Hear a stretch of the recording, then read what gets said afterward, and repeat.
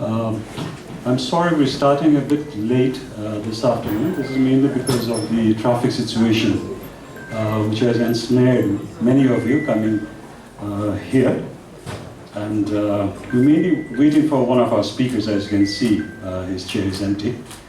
But we'll continue regardless. I'm sure he's on his way and he's also got stuck somewhere. My name is Deepak Thapa. I'm from the Social Science Baha, one of the host organizations. On behalf of all four hosts, I'd like to invite you to this program today, and also the speakers, Arjun Gunaratne, Indu Tharu, and Sikilal in absentia. We are gathered here today to celebrate Frederick H. Gaige and his book, Regionalism and National Unity in Nepal, arguably one of the most important works of scholarship to have been published in Nepal in the past few decades. It is in recognition of the value of his work that Social Science Baha issued a second edition in 2009, and for which Arjun kindly wrote the introduction. Since the reach of the English book was obviously limited due to the language factor, we are lucky to be able to collaborate with the Nepal Madesh Foundation to bring out a Nepali version a few years later. Both books have been sold out, the English and the Nepali version, for some time now, and we never got around to issuing further reprints. Obviously, you can blame COVID and all of that for all the disruptions caused in all kinds of schedules, including the publishing schedule. It was almost as if we were waiting, and there is Mr. Sikila. Please, we're sorry to have started without you. My apologies. That's fine. We knew what was happening. Thank you for joining us. So it was almost as if we were waiting for this occasion. And you will have seen outside that we've reprinted both the English and Nepali versions on this 50th anniversary of the original publication of the book. And I'd like to acknowledge the reminder by Patish Onda that this year is the 50th anniversary, otherwise we might have forgotten that it was so. It has given us immense pleasure in thus paying homage to a scholar whose words have continued to resonate with us through the years. Before I move on with the program and invite the speakers to provide their comments, I would like to read the preface to this edition of this book by Ostra Gaige, wife of the late Dr. Gaige. She had sent it to me to be read out before the audience at the event today and tomorrow, and also for possible inclusion in the book, and which we have entitled it, Preface to the 50th Anniversary Edition. It's slightly personal, but I like to read it out to you, mainly because it means a lot to her. In the preface to the first edition of Regionalism and National Unity in Nepal, 1975, Fred characterized our time in Nepal, which was 1966 to 1968, as unforgettable, quote unquote. That still holds true. It was the adventure of a lifetime. Fortunately, I can still savor those memories, and my family and I can take much satisfaction from the fact that his pioneering work has had continuing value to other scholars, as well as to some of Nepal's decision makers. In his personal life, Fred was committed to economic and social justice and tended to champion the underserved, quote unquote. His creative mind and adventurous spirit naturally led to his focus on the Tarai, the economic, quote unquote, breadbasket of Nepal, and up to that time an area neglected by other researchers. It was my pleasure and privilege to participate in the fieldwork in the Tarai and in Kathmandu to be included in extended conversations with some of the young people who eventually became ministers and political leaders. We were given remarkable access to various officials in Kathmandu, as well as village elders in remote areas of the Tarai, many of whom displayed charming curiosity about us. We enjoyed extraordinary hospitality wherever we traveled. To bridge cultures at times without the shared language or Google Translate was thrilling. I know this sounds sentimental in this changed world, but that was our experience many decades ago. I only wish Fred were here to enjoy knowing that his work has had lasting value. The fact that the original work is being celebrated 50 years after its first publication is an honor neither of us could have anticipated. Fred and I were fortunate to be in Nepal at a time when Nepal was welcoming foreign scholars and the US State Department was eager to learn about distant regions of the world. She says that was a dig at her government, now that it has closed itself. The Fulbright Hayes Fellowship that he was awarded provided us with more than adequate funds for the research, as well as the chance to acquire artifacts which continue to grace my home. We returned to Nepal in 1987 with our daughters Karina and Amity to reconnect with friends and introduce them to the natural wonders of Nepal, as well as the magnificent architecture of Kathmandu Valley. I'd like to express my enduring gratitude, and she mentions me.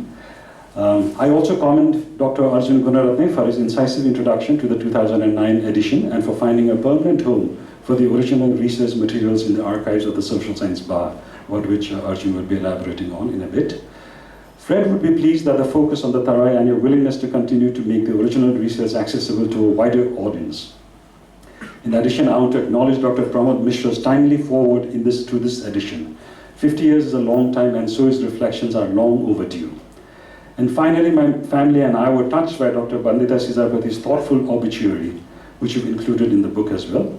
A visit to Fred during his last months meant so much to him, as did knowing that his research was being made available to a wider audience. Oscar Gaige, 30 May 2025. So that is the end of the preface. Now I'd like to request the speakers to provide their comments one at a time. We'll start with Professor Arjun Gunaratne, followed by Sekilalji and then Indataraji. Since they're all known figures and you'll have read who they are, I will not take up more time by introducing them at length. After the speakers have spoken, we have a short session for questions and comments from the audience. I thank you, and Professor.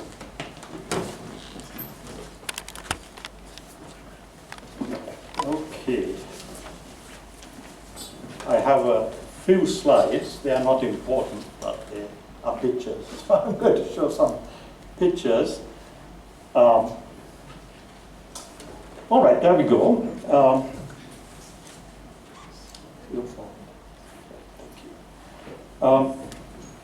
So I just want to begin by saying that I'm really very grateful to the Social Science Bar and especially to its director, Mr. Deepak Thapa, for inviting me to speak at this event. I'm very much aware that I'm walking in the shadow of a seminal scholar of Nepal, the late Dr. Gaige, whose book on the Tarai was the first, and incredibly, 50 years later, the only comprehensive political and socio-economic study of the Tarai as a region. I never met Dr. Gaige, although he and I corresponded briefly when the second edition of the book was being prepared for publication in Nepal. But I read his book in the late 1980s when I was preparing for field work in the Tarai as a graduate student. His book gave me the grounding I needed to understand the major political issues of this region. But as far as the Tarai as a region was concerned, there wasn't much else to read from an academic perspective. And this is still very much the case today. We haven't really produced a lot on the Tarai. The book was the final product of Dr. Gaige's research, the polished, published version of the work he had originally done to earn his PhD from the University of Pennsylvania. But I have also had the good fortune to have been given the opportunity to go behind the scenes, as it were, to see how his research was organized and carried out. In December 2019, about a decade after Dr. Gaige had passed away, after a long illness, his widow, Mrs. Ostra Gaige, contacted me to ask whether I knew of anyone who might be interested in the material he had gathered during his research, because she needed to pass it on.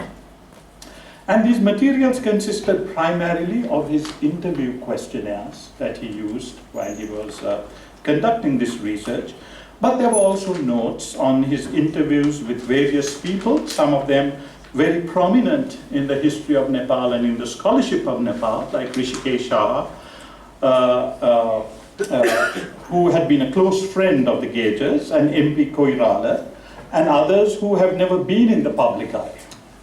There were also some unpublished papers of Dr. Gaige's and copies of scholarly articles and, of course, letters, correspondence. I wrote back to say that I would be delighted to take custody of them, adding that I thought they should have a final home in Nepal where they would be valued. 2 months later, Mrs. Gaige sent me 8 boxes of Dr. Gaige's papers, which lived in my office on my campus for a number of years until Deepak came to visit, and we had a conversation which ended in their transfer to Kathmandu. I am deeply grateful to Mrs. Gaige for entrusting me with her late husband's work. And now, of course, they have a permanent home in the archives of the Social Science Baha, where they are available to scholars to examine.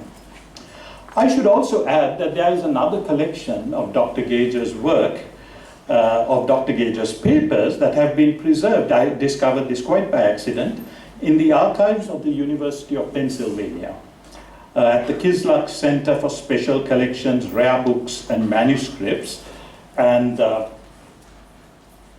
let me forward here, I'll skip that. And this is the way that collection is described in the archives. I'm not going to read it, you can see it for yourself.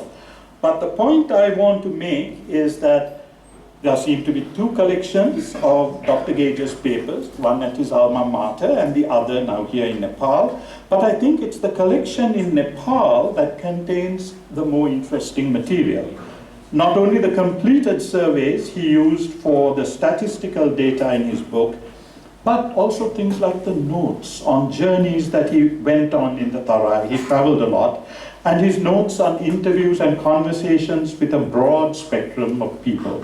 This is a rich trove of material that I have not been able to fully explore, but I will offer some observations, and this is my contribution to today's event. I want to offer some observations on what this archive contains based on an initial survey I made of the documents.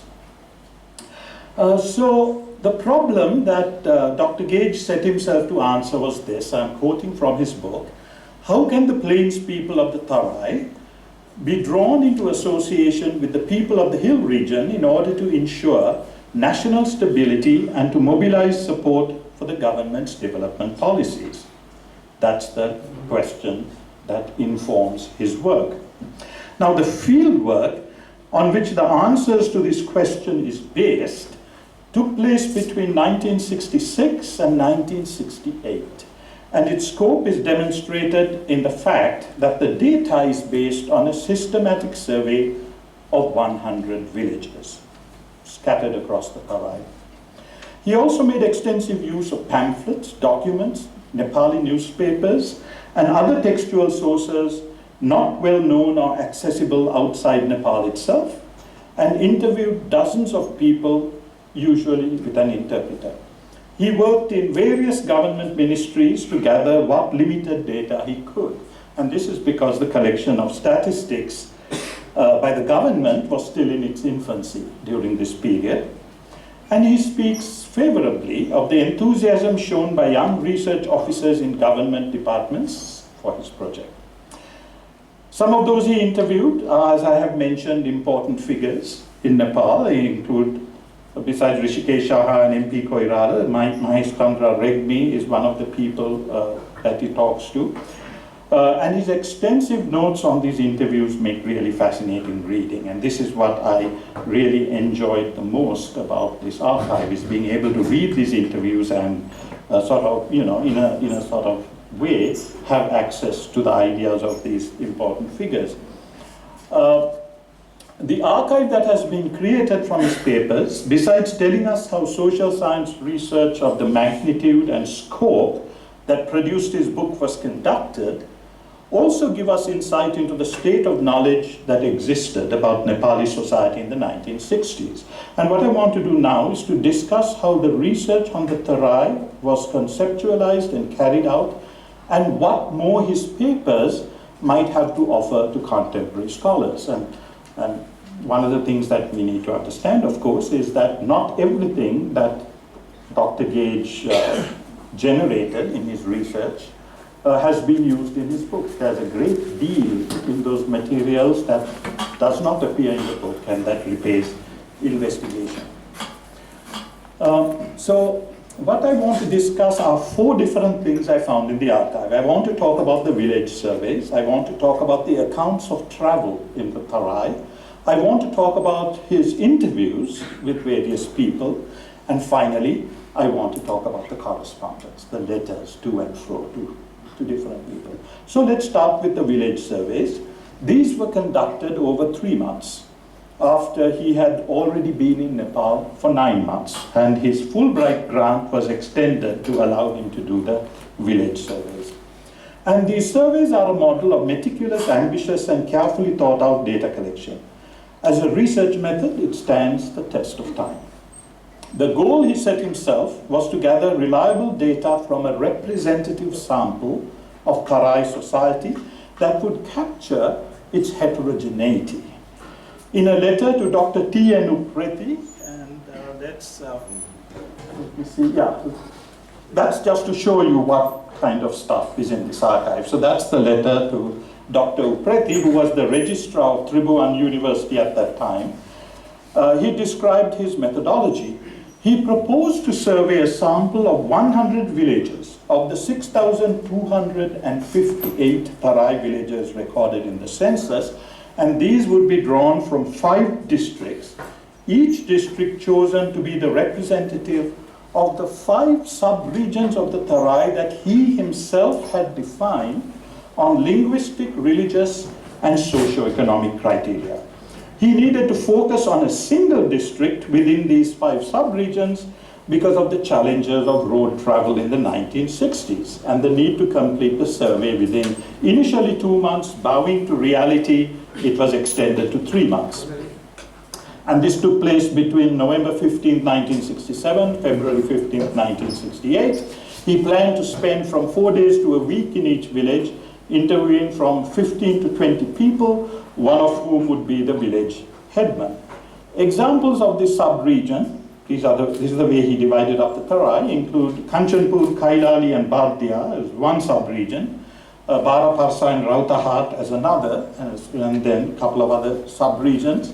The least cohesively conceptualized of his sub-regions was the coupling of Japa and Mora, which he acknowledged were not that similar to each other. He thought Japa was the most interesting district, in part because the population there were relatively recent migrants, and therefore the most heterogeneous, but also because he thought it had the most potential for economic development. The districts in which the surveys were carried out were Kailali, Kapilvastu, Bara, Mahottari, and Japa. The Research Council at TU helped with the study, paying the salary of his research assistant. This is the ad that appeared in Gorkhapatra for a research assistant, and providing several graduate students to assist him, thereby providing them with training in this type of research method. I haven't discovered the names of who those graduate students were, but I'm sure that they are probably there in the archive. And this is the cost of this survey back in the 1960s. So this is the budget for that survey.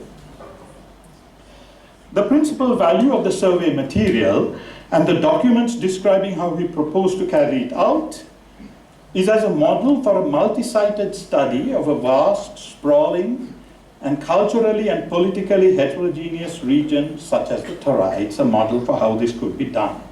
It repays attention for that reason alone. Someday perhaps someone, or perhaps some institution, might be motivated to carry out another region-wide study of the Tarai and draw inspiration from this work. But not everything, as I mentioned, not everything in the archive made it into the book, which is not at all surprising, because as scholars, we seldom use all of the material we gather in the course of our research. So I want to turn my attention now to some of these other materials by discussing some examples of what else the archive contains. So let's talk first about the travels in the Tarai. Although the book was published in 1975, the fieldwork on which it is based was carried out in the late 60s. There are some fascinating notes, mostly written out in longhand, that describe Dr. Gaige's travels in the Tarai and into the adjacent hill regions, which provide a glimpse into a world that has now vanished. Let me give you an example. Here is one that expanded my own understanding of a situation I had written about earlier. In December 1966, Fred and Ostra Gaige accompanied a Dutch physician working for the malaria eradication project on a trip north from Viratnagar into the hills. So I've given you a little, sort of a view of a segment of that description, and then I've kind of typed it out so you can read it. And he learned that hill villagers in the area have rice fields in the Tarai, at the very foot of the hills, which they come down from the hills to cultivate in the rainy season. They often build huts and remain, sometimes for months after the harvest has been taken in, so they can sell their paddy for a better price than they would if they sold it immediately after the harvest when the market price is low. But as a consequence of this, they often get malaria, which is then transmitted to others when they return to the hills. This is not something I learned from my own field work in Chitwan, where I was told by the old men who remembered the days before the malaria eradication program that people would come down from the hills only in the cold season, when malaria was in abeyance.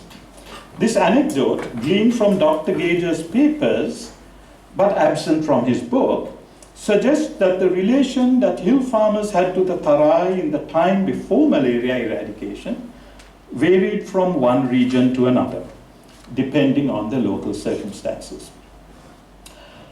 Let me talk a little bit now about the interviews.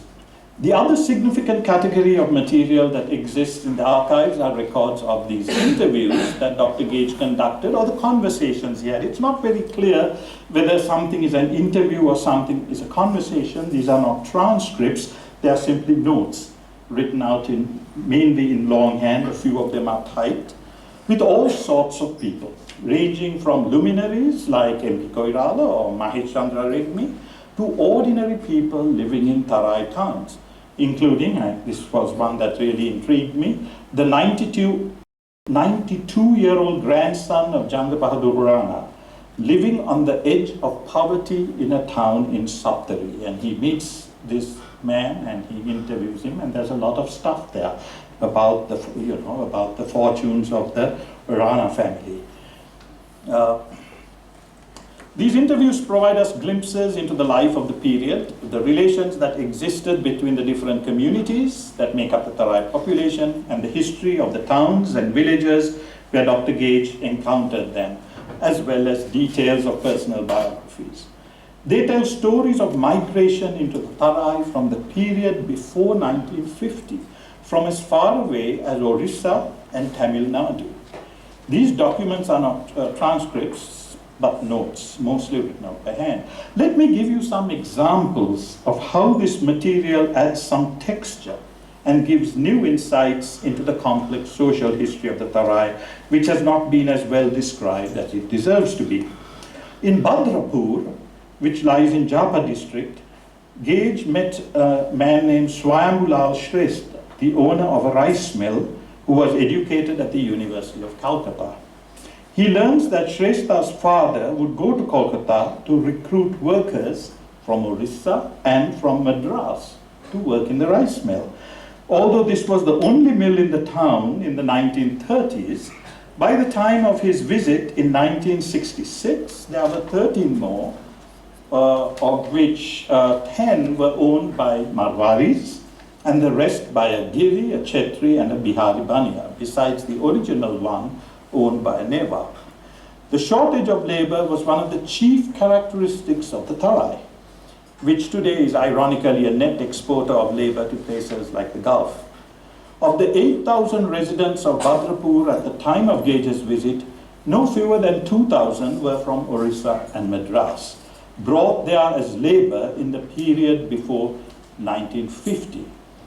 We also learned that this imported labor seldom lasted longer than a few months. Almost everyone got malaria, and those who survived eventually left, making the search for labor to work the mills a constant necessity. Besides interviews with private citizens and minor officials, there are records of longer interviews with well-known figures in public life. An example is the interview with MP Koirala. Actually, there are about 2 or 3 interviews with MP Koirala. The one I looked at consisted of 12 handwritten pages. The entire conversation consists of Koirala's memories of his family before and during the period when his father, Krishna Prasad Koirala, was in exile in India, focusing mainly on the older Koirala's work in promoting education in the Tarai and his activities with the Nepali National Congress. And Krishna Prasad is portrayed as a generous and charitable man of relatively egalitarian views, the sort of man who, while on his way, this is a story that he tells, to attend a puja, would stop to attend the needs of a leper, sending his servant to fetch clean clothes for the afflicted man and remaining with him until that matter had been completed.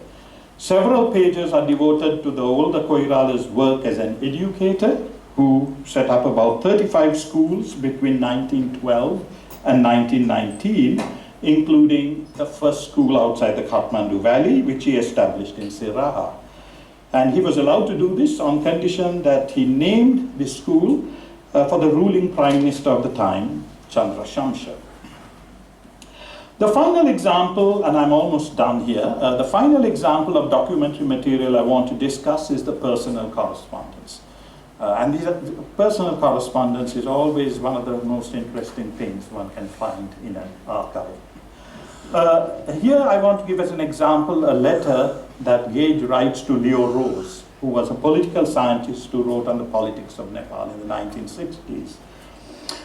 And he describes an incident in which university students stormed Singha Darbar to be met with police violence, in which one student may have been killed. Dr. Gaige isn't quite certain about that. And many others injured so badly that they ended up in a hospital. What sparked the fracas was the behavior of the Deputy Inspector General of Police, who arrived at a cultural program in the university, attended also by the Crown Prince, that would have been Virendra, after having too much to drink at a Russian embassy reception, and who had brawled with the students after the Crown Prince had left. So the students wanted him to be sacked, and for good measure, they also demanded the resignation of the Home Minister, and they laid siege to Singha Darbar to press those demands. And then Gaige talks about Mahesh Chandra Reddy's analysis of this situation, where he says there's no one in the government able to deal with situations like this without having recourse to police violence, and also commenting on the abject failure of leadership on the part of government-sponsored organizations, including the student union. Turning to other matters, he is able to reassure Professor Rose that his book will not be banned, and rumors that it would be had apparently led to a scramble on the part of Nepali academics as well as government officials to get hold of a copy before a ban went into effect. But he says to Leo Rose that Rishikesh Shah had talked to the king and got the impression that the king was not unhappy with either Rose or with his co-author Bhuvanlal Joshi.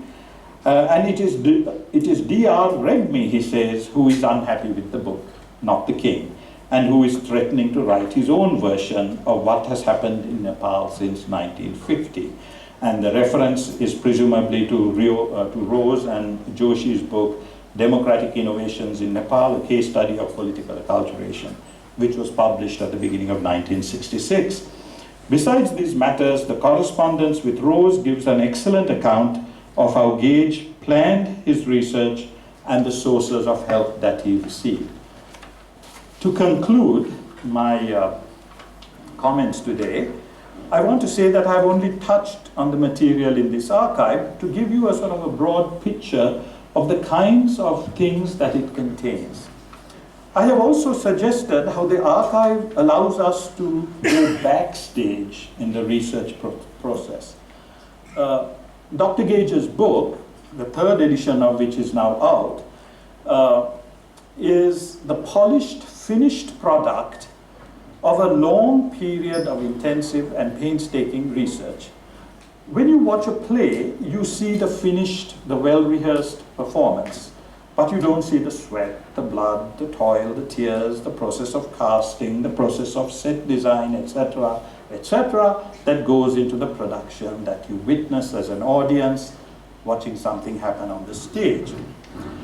Being able to immerse oneself into the archive that produced an academic text is like going backstage and seeing how that performance is put together. It is an education in methodology, into the process of high quality research, into challenges to the research process and how those challenges are resolved. But it also yields data. It yields information and insights that are new or which can be put to a different use than the original researcher might have had in mind. The value of Gaige's book derived from the exceptional high quality of the research he carried out. That is perhaps why we are still reading it. For an academic book, especially one based on a dissertation, to be in print and to be read 50 years after it was originally published is no mean feat, and one which few such books achieve.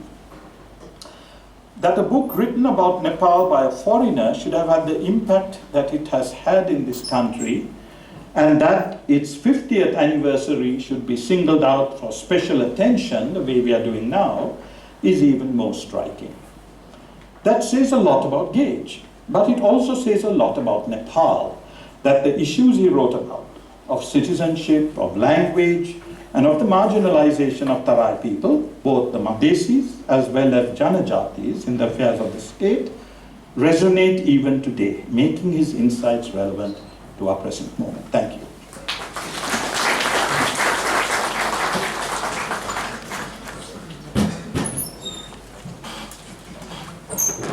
Can I request the people at the back to please come this side? There are seats here. You don't have to sit on the floor. Plenty of seats.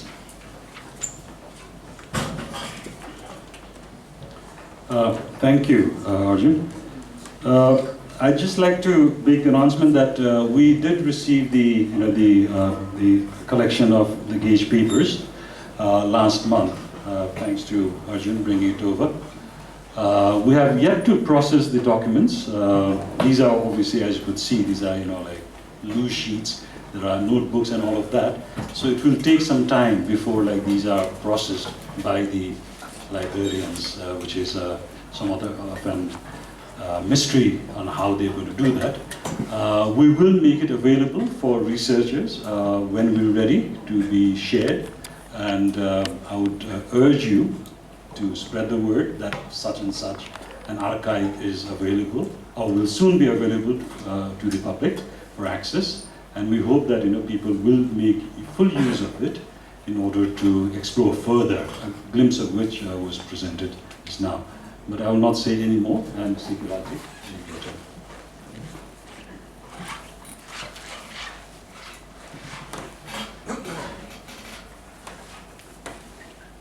Thank you, Deepakji. First, the good news. I am so happy that Dr. Gaige's collection is coming to Nepal. I think a bigger collection was that of Professor Liu Rose.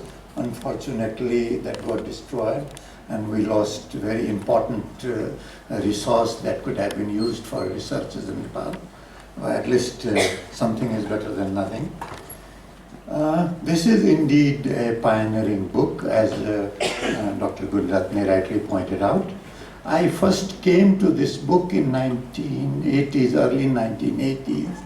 And when I first read this book, I was kind of fascinated by it. Probably because of my engineering education. It had so much data, there were maps, and in engineering language, they say that data are kind of sacred. You have data, that means it's divine. So I was very much impressed by the book, and I used to refer it quite often actually. Second time I read this book again when I wrote something for what was called Himal South Asia back then, in perhaps 2001 or 2002. I had written a story about India-Nepal relation, and in which Madhes came about. Tarai was the proper term at that time, politically correct term. And Deepak ji told me, you have written 20 pages but no references. I said, I have no references. I just wrote it out of my head. He said, no, there has to be some reference. And the only reference I could find was this Dr. Gaige's book. And that is what I think was listed in the published form also. Only one, a reference, only one. Nothing else. That second reading was slightly critical. By that time I had come to realize that academic work is not always purely academic. It always has a purpose. I try to look at the antecedent of why did someone like Professor Gaige, at that time a doctoral student, choose to do a field study in Nepal Tarai. Even though he was in India at that time, teaching at a college in that time Bombay, now Mumbai.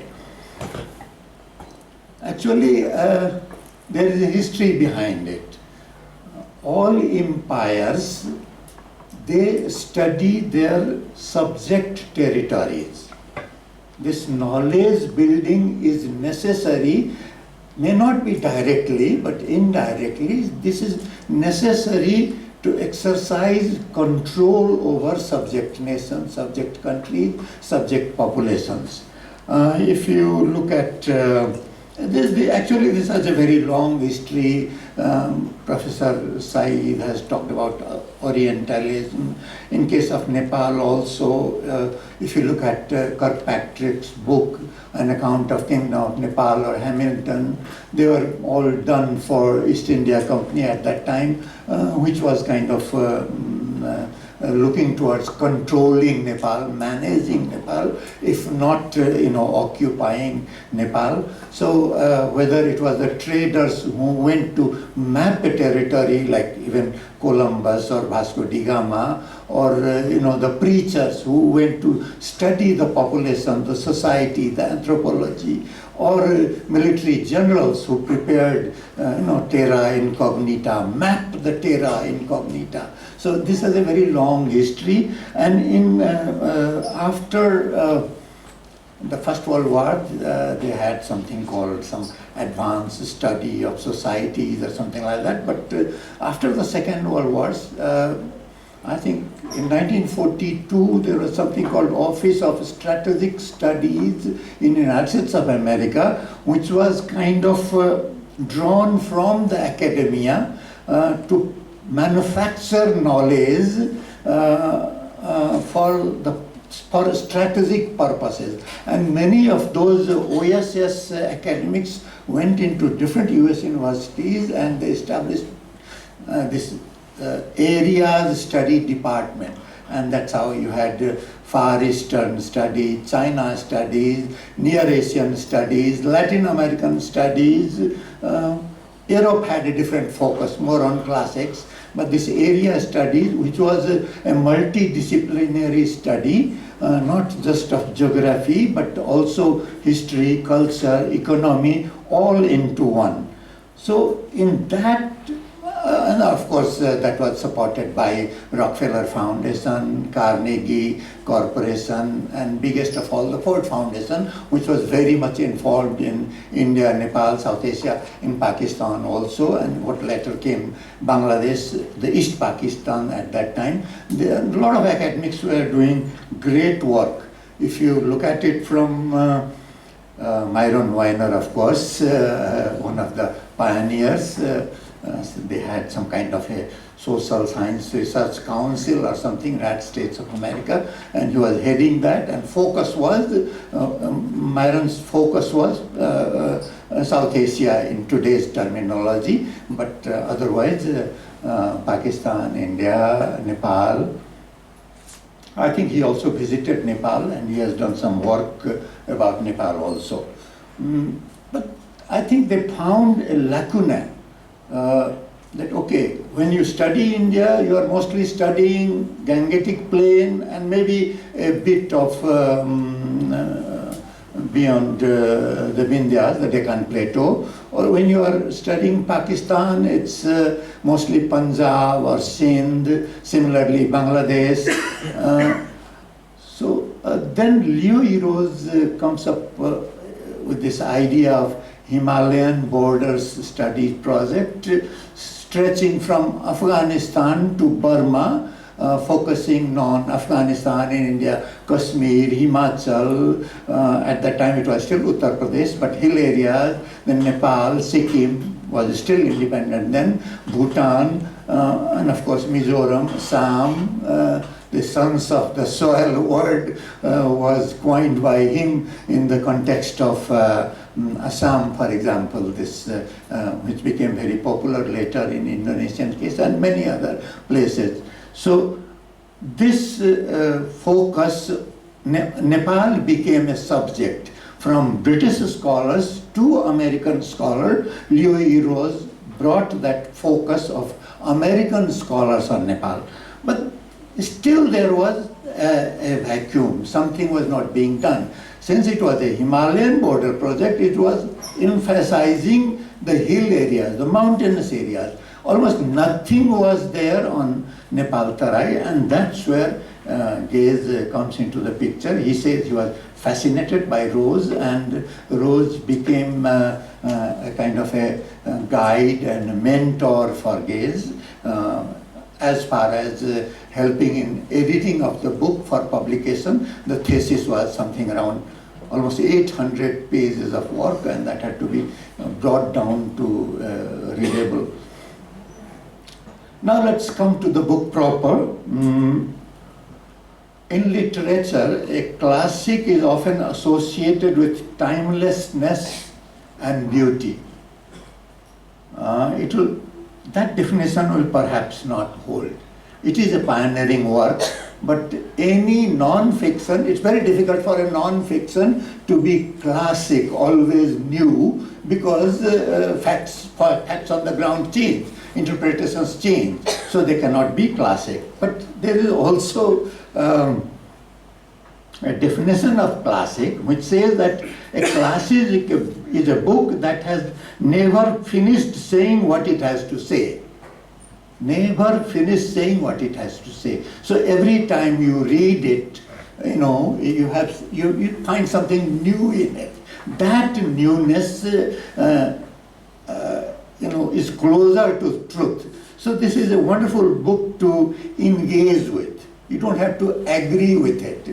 This is very politically correct kind of a work done during Panchayat, mostly to support the Panchayat system. So even criticism is politically correct. It doesn't say Madesi, whereas Leo Eros frankly uses the term Madesi. He has no hesitation. But here he says plains people.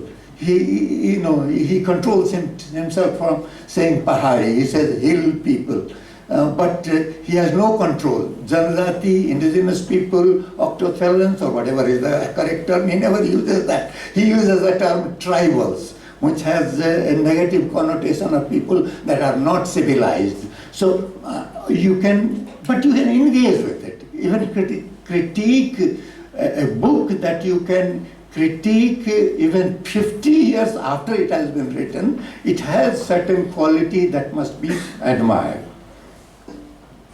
Theme is actually challenges. Theme of the book is the title itself. Challenges of reconciling regional aspirations and national integration.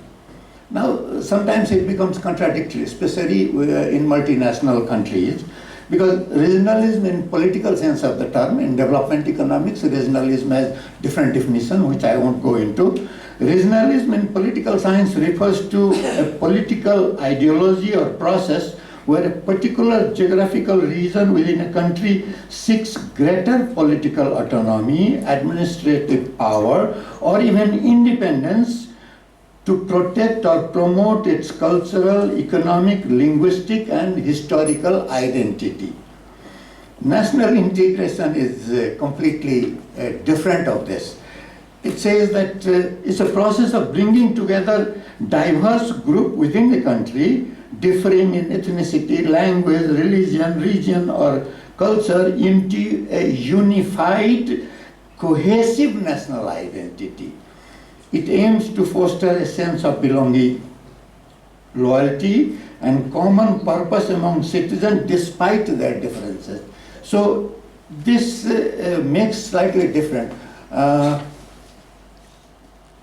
Nationalism has many definitions, but considering the time, I won't go into all that. But if you are interested these days, you can seek the assistance of AI or go to search engine.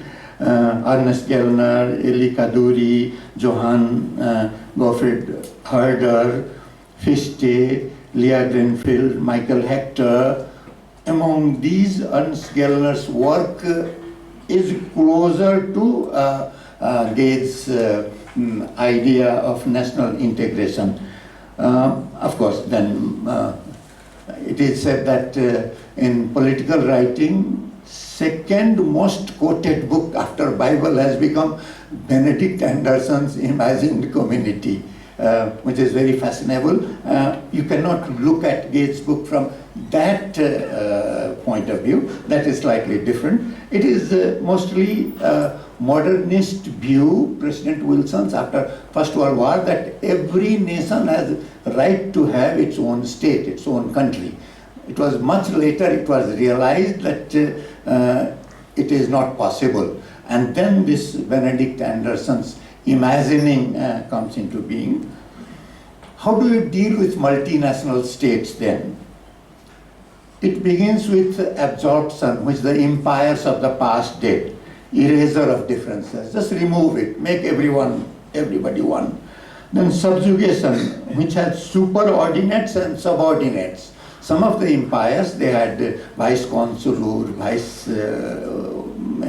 rulers who controlled on behalf of the empire. Then colonization, usually the ruler and the ruled, settlers and natives. Assimilation, elite co-optation, and recognition of minor differences, which Gaige says that it was done to a certain extent. I personally don't agree with it. It was never done. For example, in Janakpur, which I have witnessed, almost all darbars were of Pahadi origin.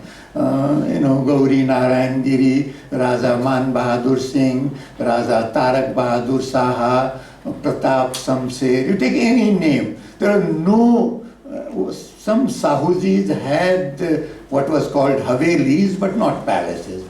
So I think a bit of it comes from informants of Gaige. His interpreter is a Maithil Rajput, and compared to all other communities, Maithil Rajputs has greater access to the Gorkhali court. So probably that came into play somewhere. We are human beings. The person you deal with most of the time, you start regarding his or her version as truth. So that may have given him that impression. Then integration, of course, institutionalization of existing stratification system, federalization, which we are trying to do with mixed success, confederation, and ultimate is separation, where when nothing works, people go their way. With the sanction of British overlords, the Ranas, they followed this Nepalization project of absorption, try to absorb everybody within what is called the mainstream. Uniform laws, education, and this continued with US support. Carol Les and Nelsworth Bunker were in Kathmandu during the time when Gaige was here. Vietnam War was going on. The Khampa movement with US assistance was being done in Tibet, and knowledge production was necessary to support it. So I have reason to believe that this book was a part of Cold War knowledge production exercise. It wasn't out of it. It is a wonderful academic work. We can benefit from it, but we have to keep that in mind, that that is the reason in some places, in many places, on third reading I found out it reads like a USAID consultant's report in many places as you go in the latter part of the book. But some of the points that it raises are still valid. Citizenship, he seems to have a sympathetic kind of a view towards Madhesis, and he finds it very difficult why citizenship should be made so difficult. On language question, he seems to agree that Hindi has the possibility of being a link language in Madhes, Tarai Madhes, and as a second language, of course, Nepali would remain as a language of government, but Hindi as a recognized language which will connect Madhesis together, Maithili speakers or Bhojpuri speakers, Awadhi speakers. By the way, he doesn't even recognize Awadhi as a separate language. He says Awadhi is Hindi, which in a way I think is correct, because one of the first poets of Hindi, Malik Muhammad Zaisi, he wrote in Awadhi. Tulsi Krita Ramayana is in Awadhi, but it is all said to be, great works for Hindi. So I think that is well informed, probably from his time spent in India, he got that. And he supports this co-optation method rather than participation and inclusion, that, you take Madhesis, for example. The problem with co-optation is administration and army. In many countries, in most countries I can venture to say, military had been the single most important institution, modern institution of national integration. And Madhesi is almost absent from it. So that largest institution was completely closed for Madhesi. And almost similar for bureaucracy. So this co-optation method could work in politics, but very difficult in what is called the institutions of permanent government. So this, as I said, it's more like a consultancy report in latter part. In the political system, despite his sympathies towards democracy of any educated person and a US citizen, he seems to emphasize undercurrent, you can read between the lines, a reformed panchayat rather than a complete overhaul of the system, whether a parliamentary system or other kinds of politics. So some kind of a the basic democracy has been tried in Pakistan. It did not work. Grassroots democracy was tried in Indonesia. It did not work. So panchayat modeled after this controlled democracy. Control should not be removed at a go, but slowly reform process should be initiated, and he has very high hopes on King Birendra, and probably after 1982 referendum, King Birendra read the gist of this book, and this reformed panchayat seems to be informed by Gaige's book, its greatest, highest point of its success. It is still relevant. I recommend that you read, and those of you who are lazy to read, on YouTube, Hari Sharma has talked about it in Nepali, and you can ask any AI software to give me a gist of this book. You will get in about 4 pages the main arguments.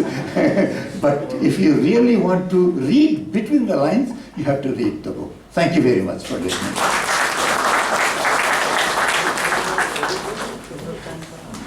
Thank you, CPG. As always, thought-provoking ideas. I invite Indutharji to please come.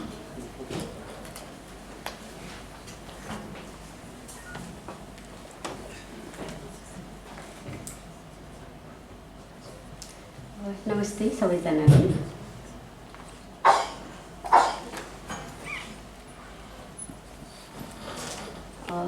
It's my honor to stand here in front of you all. And I really want to thank the organizers for inviting me. for this program.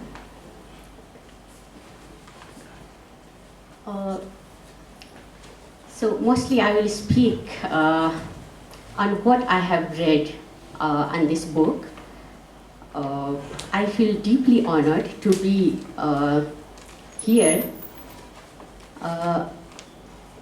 and thank the organizers, Martin Chaudhary,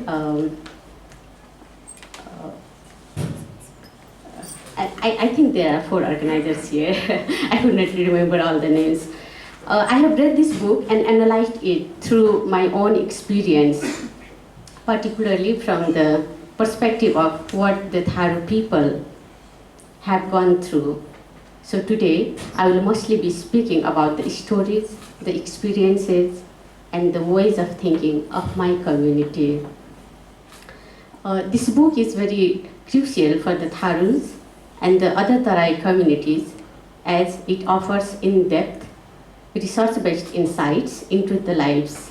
It presents valuable data on caste, religion, language, citizenship, migration, and political participation in Nepal. The tables and the maps clearly show the status of different groups, while also exposing how the state seized Tarai land and silenced its people. The sections on migration and language touched me the most. While all topics are important, these 2 deeply resonated with me as they show how ordinary Tharu people were suppressed by unjust state policies. The first chapter states that according to the 1961 census, the Hindu population was 99.8% in Kailali and presents the data of other districts as well. However, the book does not explain how it came to be so massively Hindu. That said, I acknowledge that every research has its limitations. There are very few readings on Tharu Hinduism became dominant in places in Kailali, Kanchanpur, and Bardia, or how indigenous spiritual traditions were displaced. This is a significant gap, especially for communities like the Tharus, who traditionally do not worship Hindu gods like Shiva and Vishnu. Instead, our spirituality is rooted in nature. We worship the land, the water, and the forest. For instance, we celebrate Hareri Puja to honor the land and grains. We perform Kulapani Puja to honor rivers and water. Lawangi Puja to mark the harvesting of new rice, and Ban Shakti to honor the forest. During the recent census, a girl came to our house and casually said, "Dharma Hindu ta hola ni." I told her, "No, please write Prakirti Pujak." But I could not help thinking, if I had not been there, someone else from my family might have just said, "Hindu ta bhanshan hamilai." If census takers today still make such assumptions and record our religion without asking properly, we can only imagine how things must have been in the 1960s and 1970s. As a Tharu reader, the mention of trees like Bargad and Pakri feels deeply intimate to me. These trees, common in our village, Chautaris, were part of our everyday life. We grew up playing under those trees, and as children, we would sometimes whisper stories about them, saying, "Yaha te bhutwa baithat, a ghost lives in this tree." The second chapter outlines how the Zamindari system, dominated by high caste hill elites, took root in the Tarai districts. During the Rana era, large areas of Tarai land were handed to family members and loyalties. Farmers faced debt, hunger, and were forced to sell crops at very low prices. The condition of farmers has not changed much over time. Now fertilizers are often unavailable in the market when farmers need them most.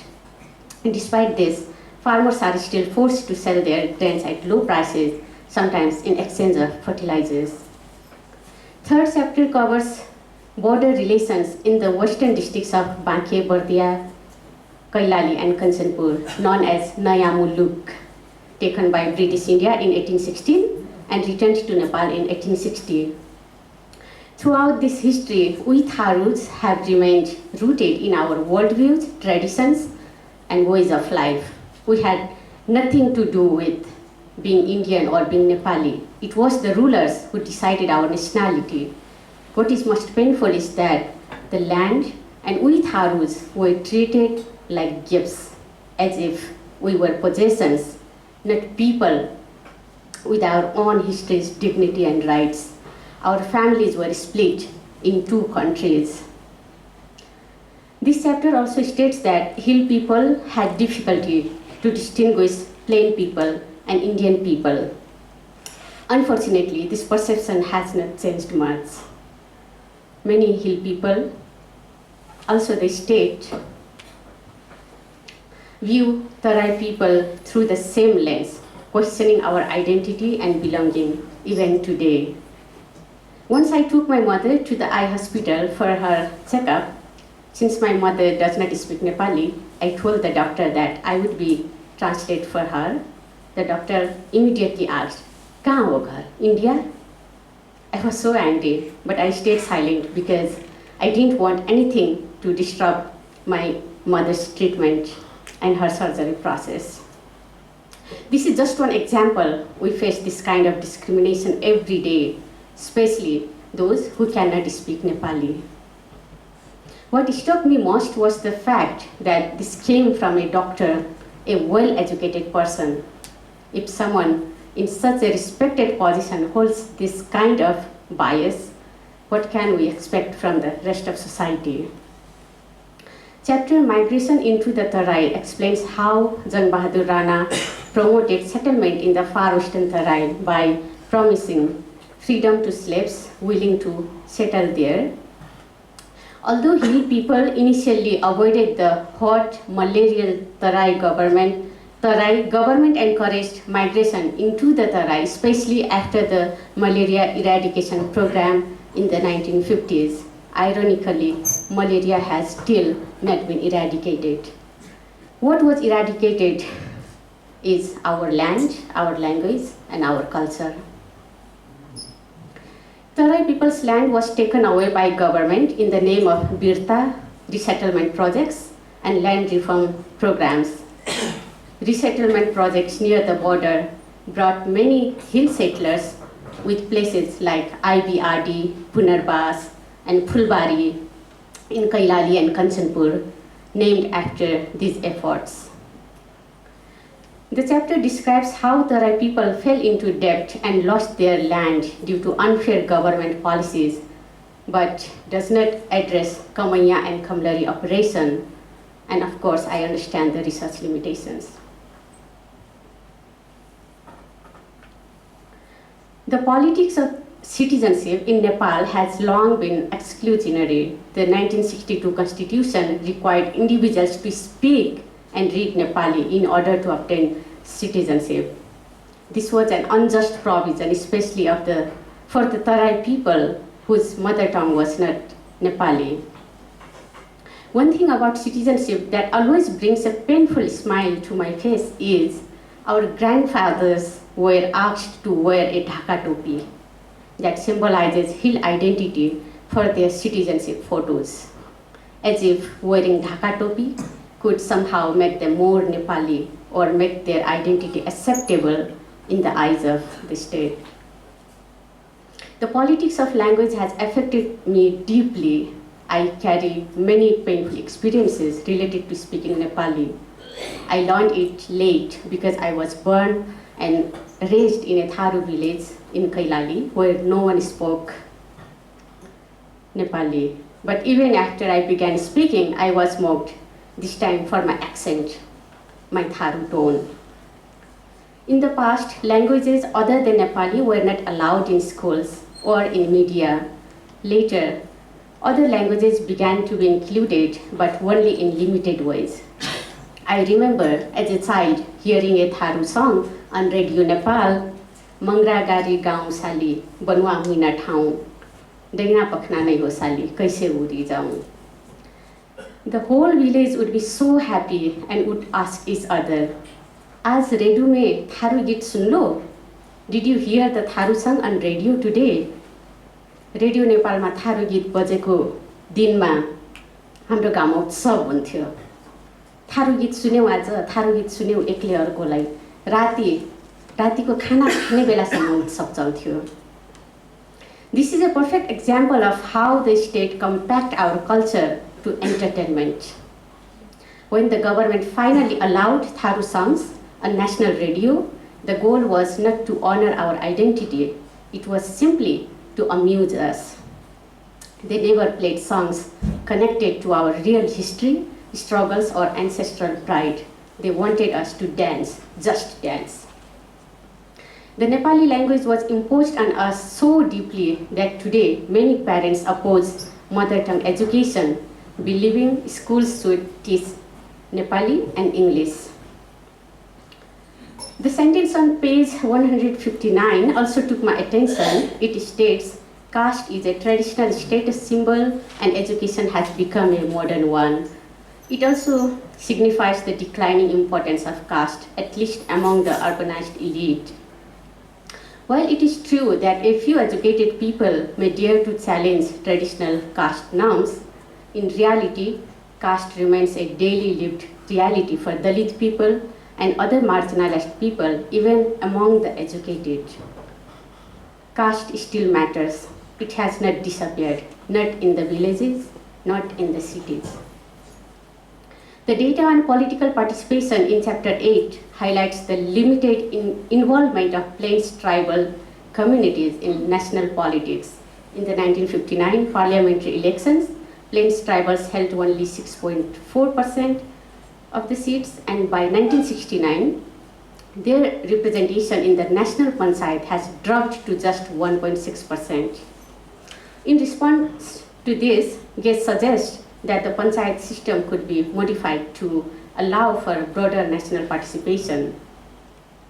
This reminds me of Bhaskar Gautamji's writing, where Bhaskarji critically questions whether it's talking about a progressive panchayat, sudhariyeko panchayat. I know this book was written during the panchayat. Also, Sikilal sir has mentioned about this, the progressive panchayat thing. But while reading now, this book also raises critical questions for me. Is inclusion in national politics all that we truly want? Does the mere presence of marginalized groups in political institutions solve the deep-rooted problems we face? The answer for many of us is no. Simply including a handful of individuals from marginalized groups is not enough. Token representation does not lead to structural change. What we seek is not just inclusion, we seek justice. Justice against all the injustices committed to us. We seek liberation. Liberation from a state that continues to treat us as lower class citizens. The book clearly illustrates how the state, led by the so-called higher caste, operates the people of the Tarai systematically in the name of national integration, denying our identity. Can integration be done forcefully? The people of the Tarai have long resisted such unjust policies and programs. The struggles of Tharuhat Tharwan movement, the Madhes movement are not new. They carry the legacy of resistance passed down from the ancestors. And this book has captured our history beautifully, both in numbers and in words. We Tharu people, we Tarai people are very grateful to Frederick Gaige. Thank you.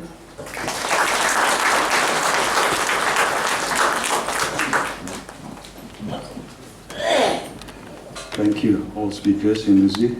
Last. The comments are all appreciated in light of what we're celebrating today. We'll have a short Q&A or any comments that you want to pose on the book or questions you want to ask any of the author, any of the speakers. But please be mindful that obviously they will not be able to discuss the content of the book itself in terms of any clarification that you want on why Frederick Gaige did this or wrote that. But apart from that, if there's anything that you want to ask the three speakers on what they've just said, or any comment you want to make on the book, any personal comment you want to make on the book, please do so. We have people with mics around. If you can raise your hand, I will point the mic people to you. Anything.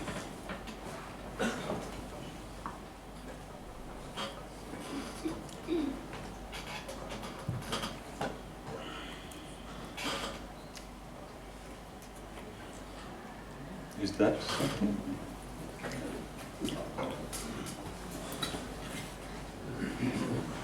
No, that was a false alarm.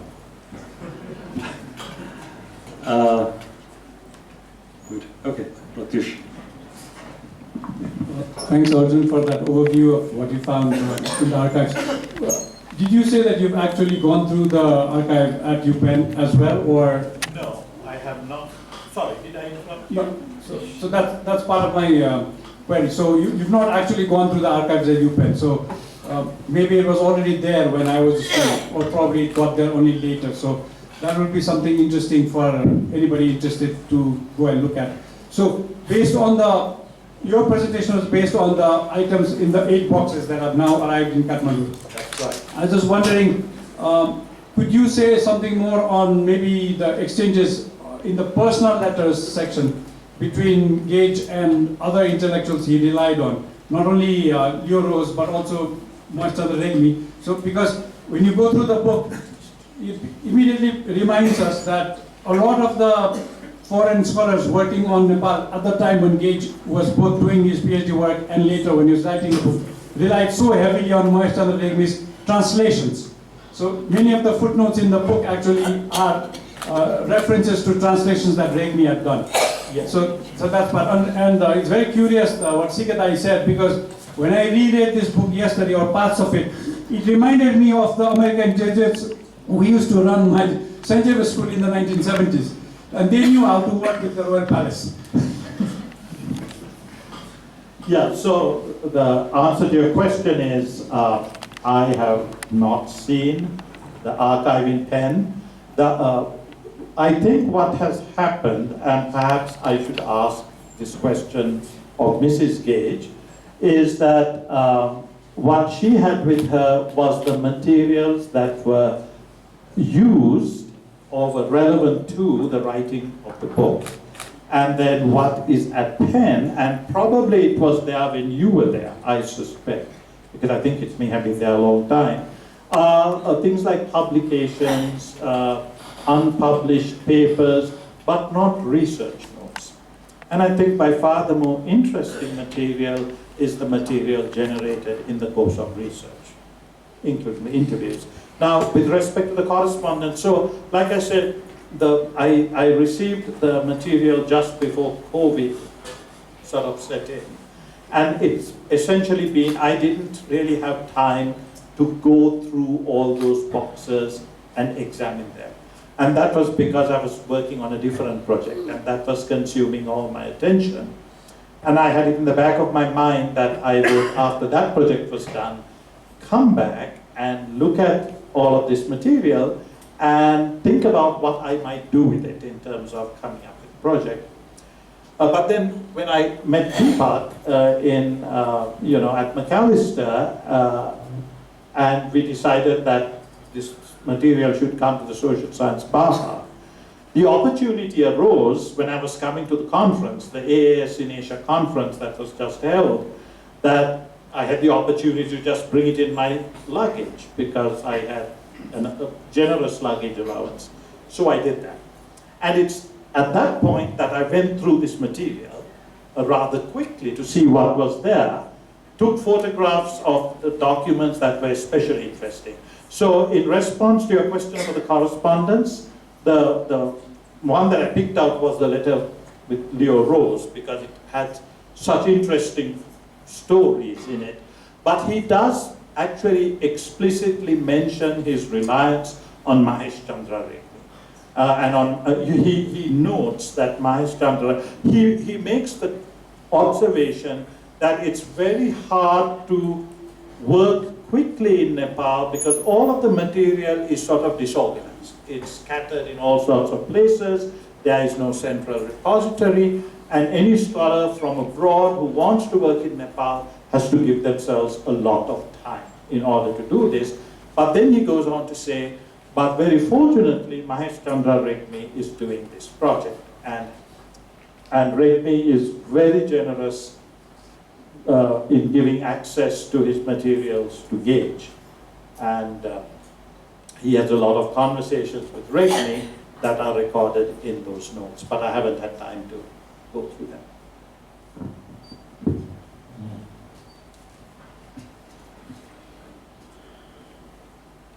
Anything else? Right in the front. Yeah, the gentleman. Thank you very much. I have a question with the speaker on the statement that you had made on the study that Frederick made.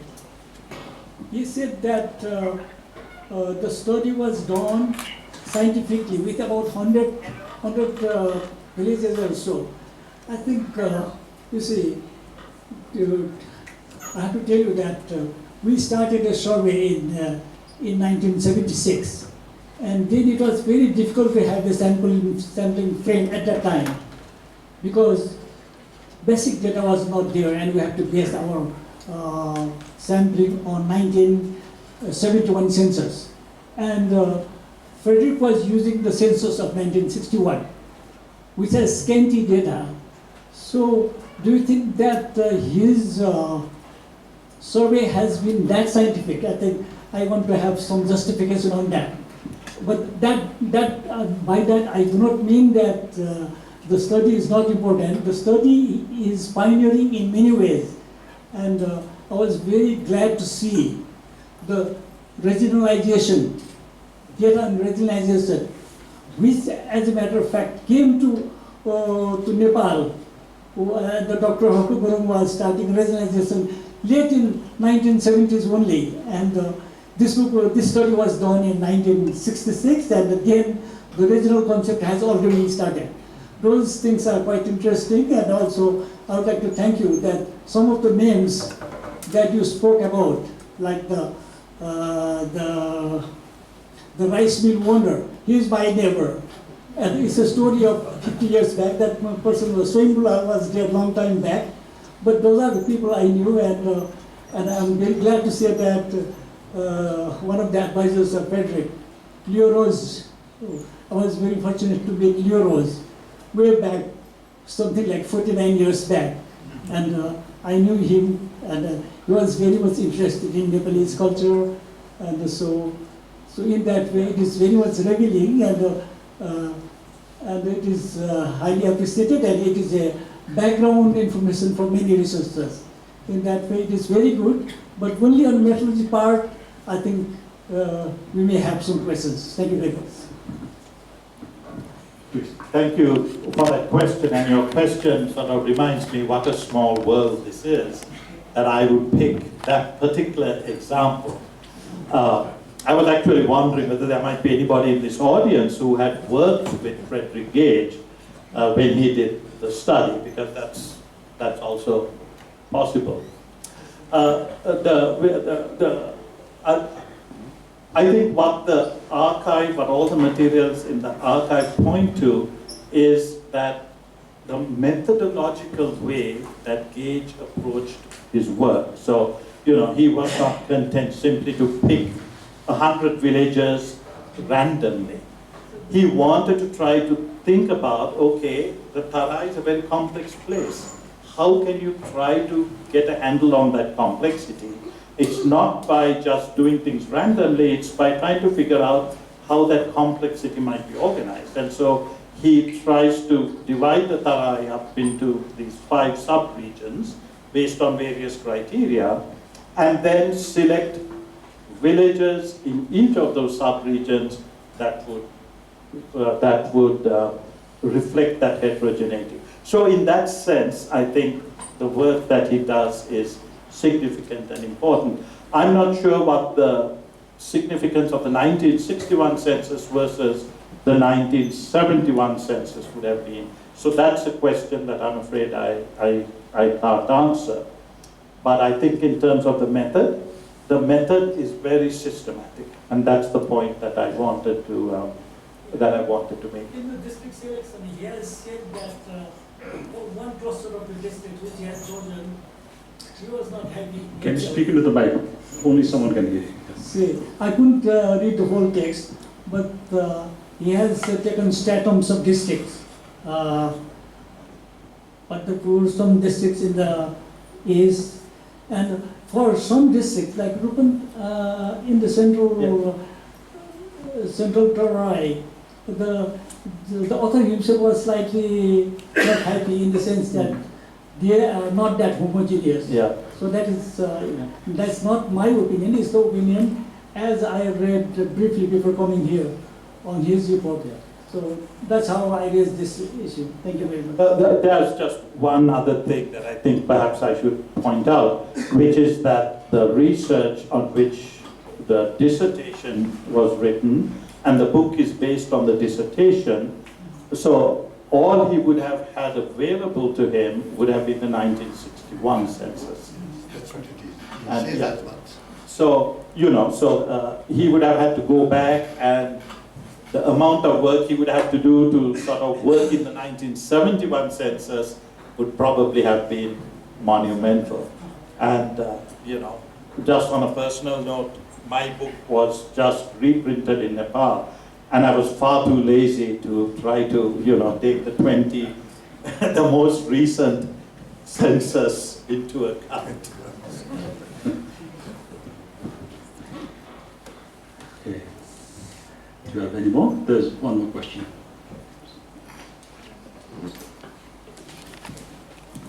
Thanks for the talk. I'm from India. I'm a visiting fellow at NICE Nepal. Currently, I'm doing PhD in Jamia Millia Islamia, New Delhi. So I'm also got fascinated by this book. I never gone through it, but I want to ask a different question. My topic of research is hydrodiplomacy between India and Nepal. I want to ask into Taru. You are coming from Taru community, and you were describing about the link between the Tarus and nature. So how Taru see the rivers?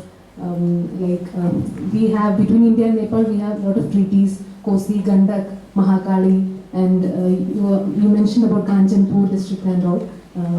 So I want to know about how Tarus view rivers and the riverbank community and all. And you must have seen the hydropower projects and everything coming up in the rivers and all those things.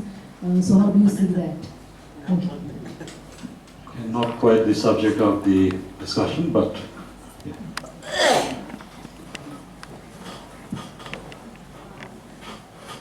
So, we Tharu people see the rivers, the water resources as a very sacred thing for us, right? Like I already mentioned that we don't create the picture of any god or any statue.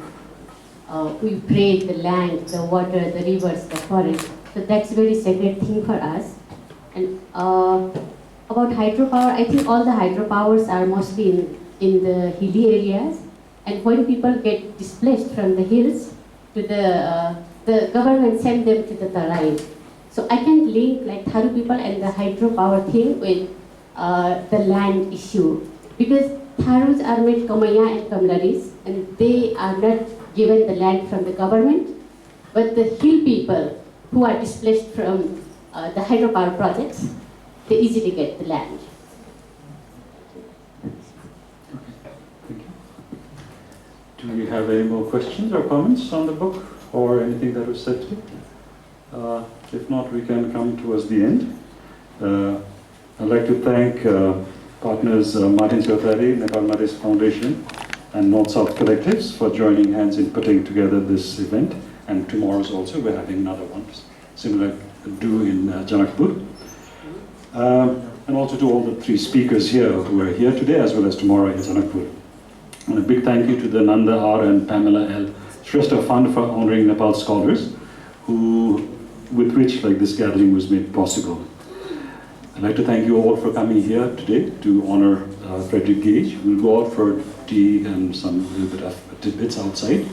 We also have books by two of the authors here. Arjun's book is also outside on sale, and Induzi's book is also on sale out there. So if you're interested in getting some autographs, now is the time. Thank you.